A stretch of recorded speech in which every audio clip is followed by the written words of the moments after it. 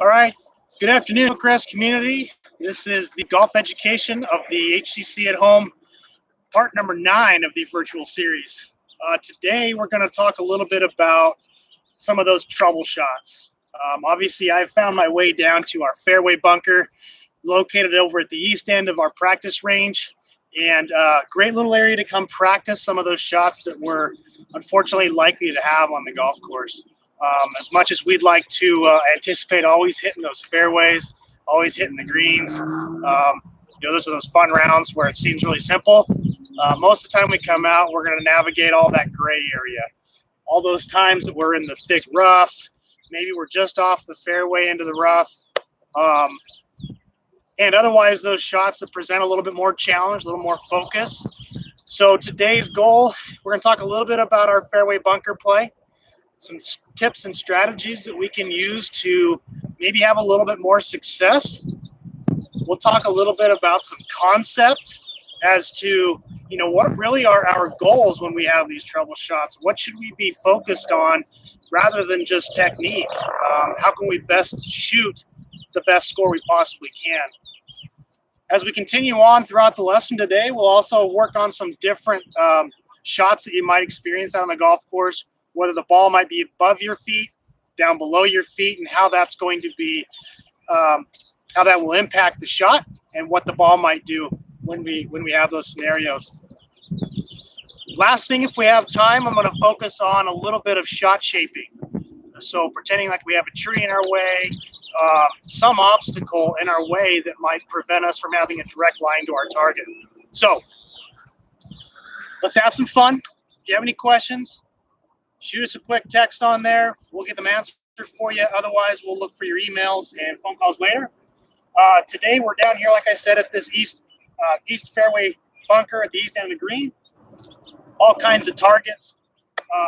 Just as Mark talked about in the bunker today, it's really, we actually make it a little bit harder on ourselves thinking about what the bunker might do to us. I try to keep it very simple. It's just like playing tennis. One of the first goals we have, get that ball over the net. We want to get the ball out of the bunker and in a better spot than we currently are, okay? So I've given myself a really good lie. There are no other challenges to this shot other than the inherent fear of what's going to possibly happen.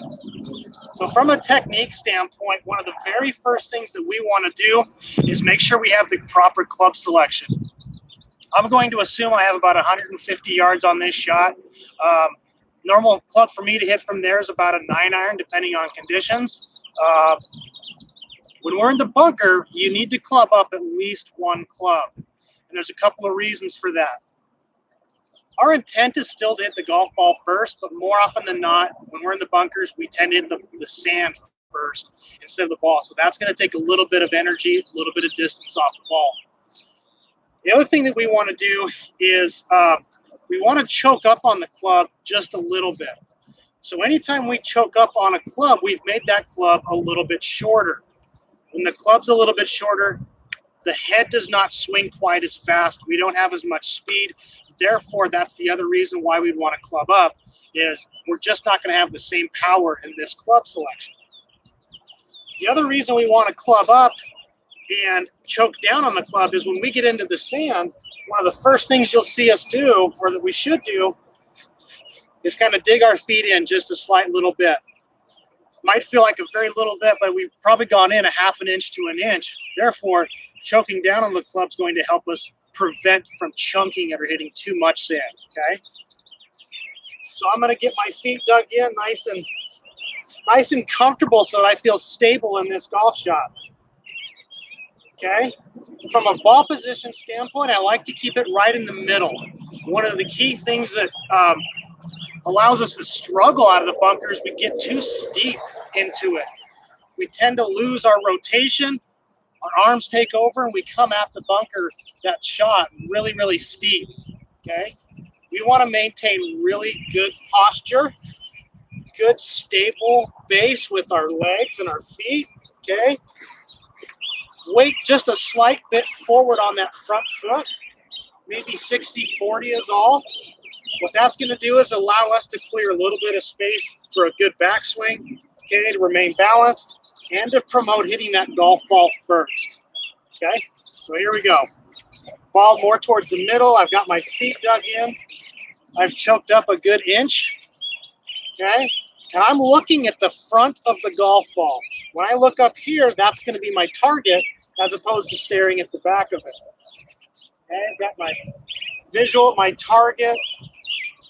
Okay, ball towards the middle. I'm choked up, looking at the front of the ball. Nice smooth swing, ball first.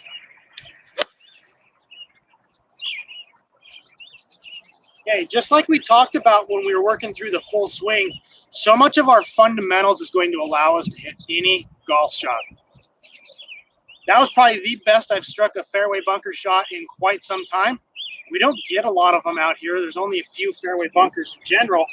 However, when I don't have to think about the result of my shot, out here was a lot easier. And we're fortunate enough to have this scenario to be able to practice, but I didn't have to worry about mishitting. I didn't have to worry about where the ball might end up. It was very simple, as in Mark's lesson today. With any given shot that we have out there on the golf course, we may have 20 different options. In the bunker, it's usually just one. We want to get the ball out. We want to get it going downrange toward our target, or otherwise just in the best position possible. Let's not forget what this area is called. It's a fairway bunker or a bunker. It's also known as a hazard. So we're in a spot that's not as favorable of a position on a golf course. Our bunkers are immaculate. They are just great, easy bunkers to hit out of, but that doesn't make it easy for us to execute those shots. So we need to remember we're in a hazard.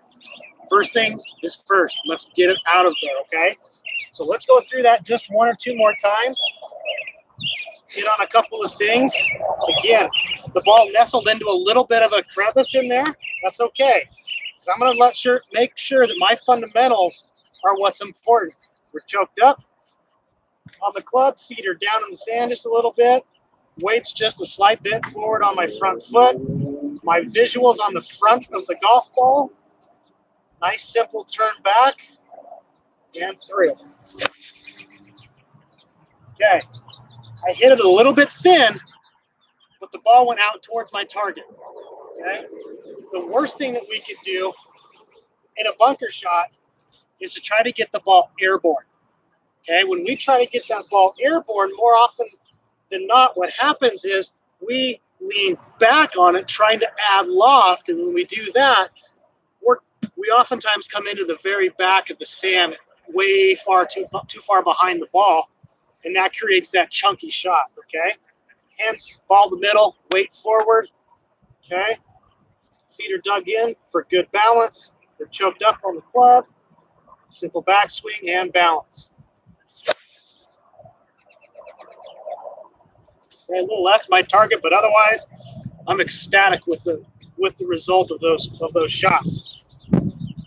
Okay, so let's assume we made it out of the bunker. Let's talk a little bit about what can happen when that ball is above our feet or below our feet and what that does to the trajectory of the shot, okay? We have a relatively flat golf course. I'd say it's extremely flat as compared to, let's say you go play Quail Hollow. There's a number of other facilities out here that have a lot more undulation, a lot more uneven lies throughout the holes. But it is important to know what's actually going to happen when we get on a shot on a hole where that ball might be slightly above my feet, or if that ball's below my feet, or if I'm on an upslope, what's going to happen? Okay. So depending on club is the first thing and foremost. That ball's above my feet. What's going to happen to it? So anytime that we have a flat shot, we're in the best condition possible, and the conditions are right for us to hit the best shot possible based off our practice and our experience. However, when that ball gets above our feet, what happens is the loft of the club still remains the same. When it's on the ground, it's pointed towards your target, okay? As soon as we start adding more of an angle, now the loft of the club is pointing it to the left, okay? So what that means is when I have the club down in a normal position designed for my golf shot and my characteristics of my fit, it's going to be going down that same path that I intended to go down, okay? So when we get that ball and it's above our feet, you can see what happens. The loft of that club is now pointed left. So what's going to happen to the ball when it is struck? It's going to jump left of our target, just a fraction, okay? So we need to set ourselves up a little bit more to the right of the target.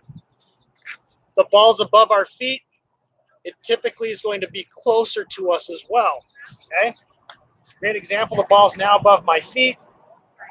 If I were to take my normal grip at the end of the club, it's going to feel way too long, and I'm more likely than not, I'm going to hit into the back of the ball, missing the ball first, but otherwise hitting the earth first, the turf first, okay? So same thing as that fairway bunker shot. We want to make sure that we choke up on it just a fraction so that we're encouraging ball first impact, okay? Okay, so ball position is going to remain slightly back in the stance, okay? The further forward we put it, the more likely you are to hit back behind it. We want it more towards the middle, if not back just about an inch or two from the middle of your stance, okay? So ball's above my feet, probably by about 3 or 4 inches. I'm choking up on it just a fraction with the ball position more towards the center or back of my stance. I'm going to maintain good posture, and I'm just going to finish balanced, okay? Look a little something like this. And as Cade could attest, he's watching right now, the ball actually started right and moved left.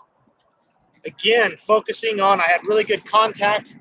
I had to start the ball right at my target just to play and allow for that ball to move left.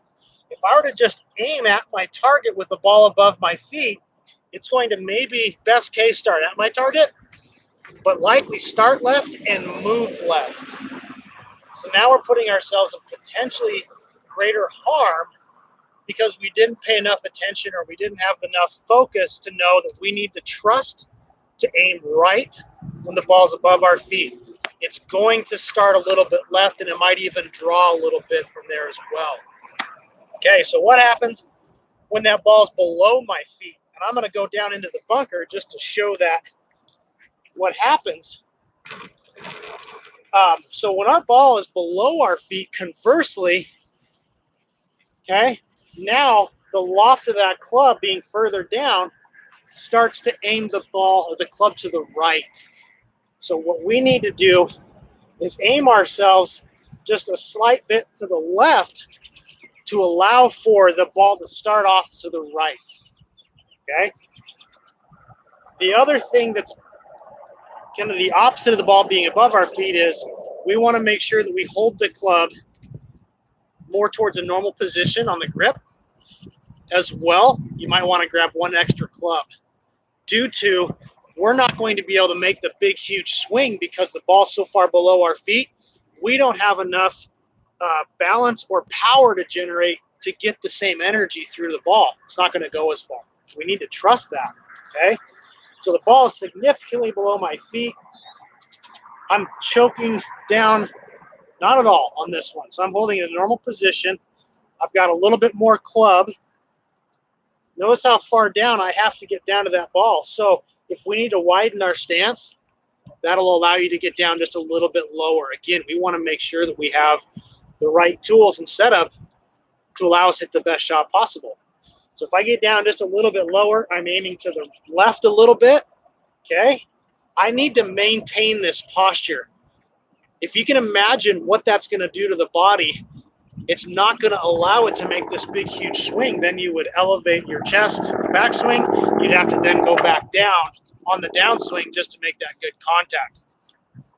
So I'm going to have to try to make a very simple, shorter turn, okay?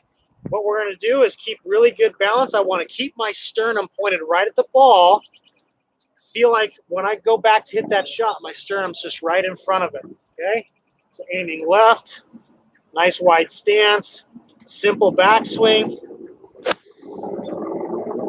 Okay, I even felt like I was in squat mode through the shot just to make sure that my chest was down to be able to strike that a little bit better. If you didn't hear it, it was absolutely chunky. Okay, so I almost stayed down on it a little bit too much and gave it too much credit, but that's okay. I'm practicing, so I can work on this a little bit. Okay, ball towards the middle, wider stance, chest point at the ball. Okay, struck that one a lot better. And if you could see the ball, what you would see is it started at my target, maybe a little bit left of it, and it actually faded to the right. I play a draw. It is so hard for me to hit that ball left to right with a fade. My natural shot tendency is to move the ball right to left. The ball was so far below my feet, and as we mentioned before, that's what's going to happen with the ball below your feet. It's going to move to the right. So my natural tendency is to always draw the ball. I just have to play for that. We always have a little bit of movement one way or the other. But for me, knowing that I hit the ball right to left, to see that ball start out at my target and move away from it to the right, it's just another shot example of we have to trust those shots. They aren't easy, but once you have the understanding of what's supposed to happen, you're going to be more confident in that one. Okay, so let's move over to let's go hit a few shots. Try to teach you how to hit a little draw or hit a little fade, assuming that there might be a tree in front of you. Okay, so we'll move right on over to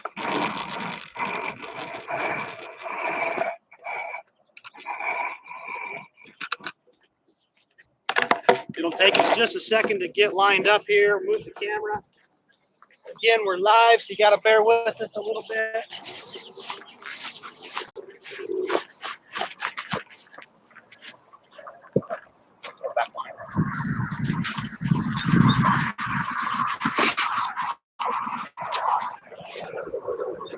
Okay, so what we're going to do, I've got a club out. If you have an alignment stick, I think that'd be better. That way you don't ever have to worry about hurting your golf club. But I always like to throw down a golf club to be able to tell me exactly where I'm lined up, exactly where my target is that I'm trying to hit. So what I'm going to try to do on this first one is I'm going to set myself up to be able to hit a fade. What is a fade? A fade is a shot that moves from left to right if you're a right-handed. Okay, if you're left-handed, it moves the opposite direction. It moves from right to left, okay? My target in general right now is going to be the white flags. It's going to be the white flags, and I want to hit this shot left to right. The reason I want to hit it left to right is because there's a tree in my way just a little bit out here, and I don't have a direct path, but I need to be able to work that shot towards my target. So how I line up to that is I always get my club lined up where I want to hit it first. Then I set my feet along the path, which is left of the target, and I want to swing down the path of my feet, okay? And if you remember my lesson that we talked about having that wrist in a position that allows you to square the club face, simply, if I implement that same practice and that same thought process of focusing on my left wrist, well, when I finish, as long as I don't flip my wrist over to my left side pointing behind me, I should be able to hit the ball from down my target path, a little bit of left to right spin, moving the ball more towards my target line, avoiding that tree. So club is at the target, feet are going left. I'm going to swing down the target line and under rotate my left wrist. Okay, nice and balanced. Okay, if you might have even noticed what happened in my swing at the finish, I exaggerated it.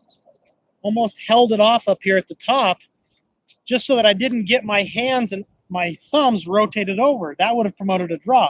I want him to hold off on this, get it started down the path of where my feet are going, and move the ball left to right, okay, towards that target, avoiding the tree.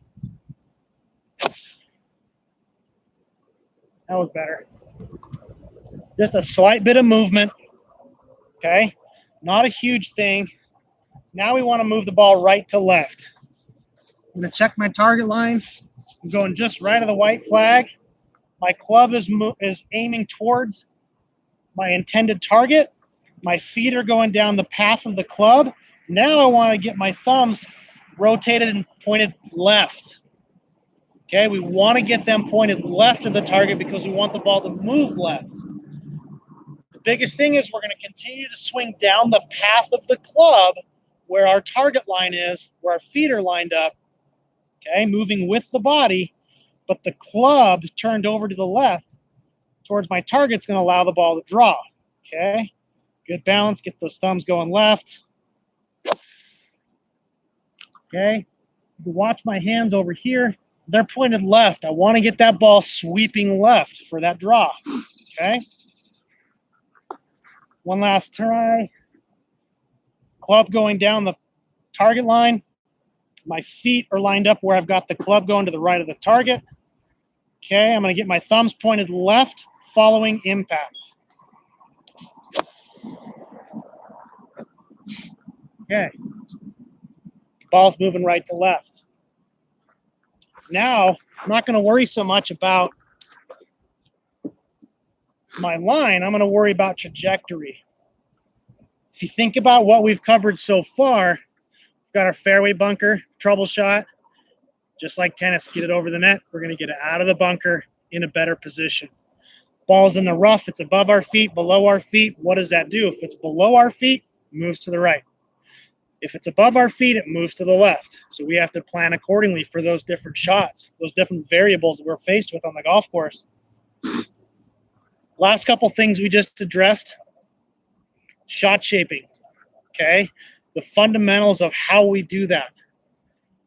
Okay, hitting that little bit of a fade, a little bit of a draw. Now let's talk about trajectory. So as you can imagine, we have pretty mature trees out here.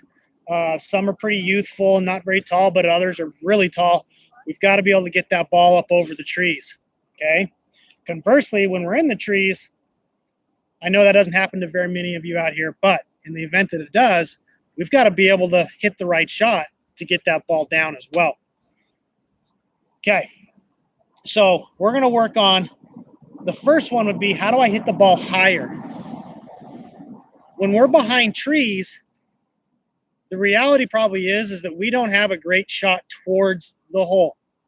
So we've got a couple of options. We can probably either punch out to the fairway, get back and play. That is a very safe shot. It's appropriate, but there are occasions where we do have, if we choose the right club, the ability to get the ball up high over a tree, go more towards your target, a little more aggressive, but probably a little more enjoyable as well, a little more fun. What I try to do to hit the ball a little bit higher is whatever club I'm hitting, I want to make sure that I put it just a little bit left of my center. I want to put it to where I'm catching that ball where the club has the max amount of loft. Now, one of the biggest errors that we see when somebody tries to lift it, just like what I get the ball up in the air, just like what I described in the bunker, we see them lose posture, okay? The hips come forward, the chest rises up. They're trying to lift it to get the ball up in the air, when the truth is, to get the ball up, we've got to strike down on it. If we strike down on it, every club has grooves that catch the dimples of the ball climbs the club, creates backspin. The backspin and the loft of the club are what launch it up in the air, okay? So we've got to make sure we've got as good a contact as we possibly can. My ball position is going to be just left of center. I'm playing a 7-iron, but I expect this thing to fly out more like a 8-iron or 9-iron. So again, I've got that tree in my way. And I also want to make sure that I kind of hold off that shot to promote that ball going up in the air a little bit higher, okay? So ball a little bit more forward. I'm going to keep my sternum pointed at the ball at impact so that I make sure I'm still hitting down through the shot, okay? Weight just a slight bit forward. Nice and smooth balance. Okay. What do you think, Cade? The ball go up like an 8-iron, 9-iron? I would say pitching wedge. Pitching wedge height? All right. So again, really just had to do with good balance, and I put the ball forward in my stance, okay? Let's talk about the last one, hitting the ball low, okay? Sometimes we do that, or I guess more often than not, we do that without really trying to. More often than not, when we hit it low, it's because we were trying to hit it high and we hit the top of the ball. Trying to hit the ball low, or hitting the ball low when you're trying to, is a whole nother skill that is very useful on the golf course. We mentioned earlier in the bunkers that we like to choke down on it. That's so that we don't hit it heavy, okay? It also takes a little bit of speed out of the club. It's another way that we can implement when grabbing a club is choking down on it. What that does is it creates a shorter distance between the ball, the club head, and your hands, creates less speed. It creates a more rigid point between you and the club. Okay, less whip. What that's also going to do is create less spin on the golf ball. If you just remember what we talked about, spin's what gets that ball launched up in the air. So if I swing the same club, but I choke down about an inch, inch and a quarter, inch and a half, somewhere in there, ball's in the middle of my stance again, maybe just a fraction back. So if I have the ball in the middle here, and I just push it back just about an inch, maybe 2 inches, okay? Don't need to do anything with my hands. If I keep my hands in a triangle position just below the shoulders where they meet, and then I just, ball in the middle, didn't even change my hands. Now I've got a more vertical club position, okay? If I move it back, my hands didn't move, I create just a slight little bit of shaft lean, okay?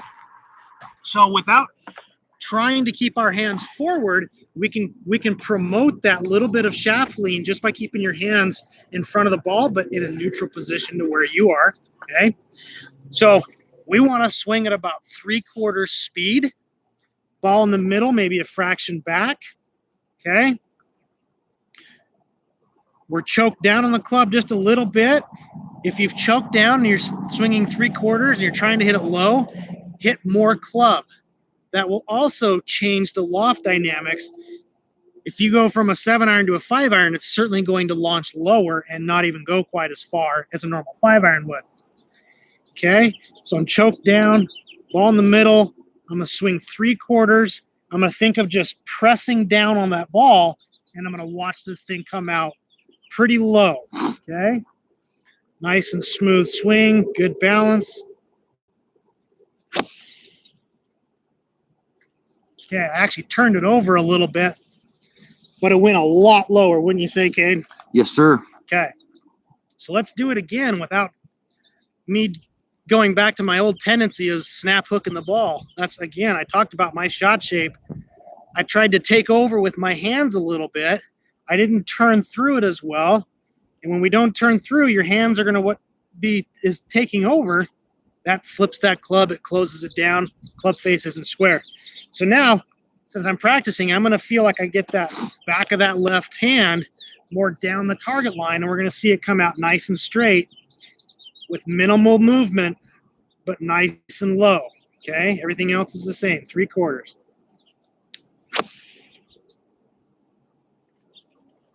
Probably move 2 yards from right to left, not a whole lot, okay? And I would say this, lastly, we've talked about a lot, and we called it trouble shots. We called it being in the hazard. You know, really, it's just called golf. It's something that we need to mentally be prepared for. As I mentioned, we would love to have a day where we always hit the fairway, where we always hit the green, but I don't think that would be quite as much fun if it happened all the time. Developing some of these skills should help you navigate the change, the variation that we might put ourselves in.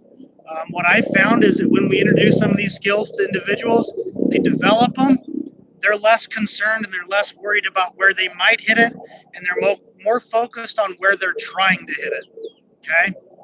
So tune in with us on the next one. Hopefully this provided some good information for you. If you do have further questions, don't hesitate to give us a call, email us, and we'll be here to answer your questions. Otherwise, stay safe, be healthy, and we'll see you out here soon. Thanks.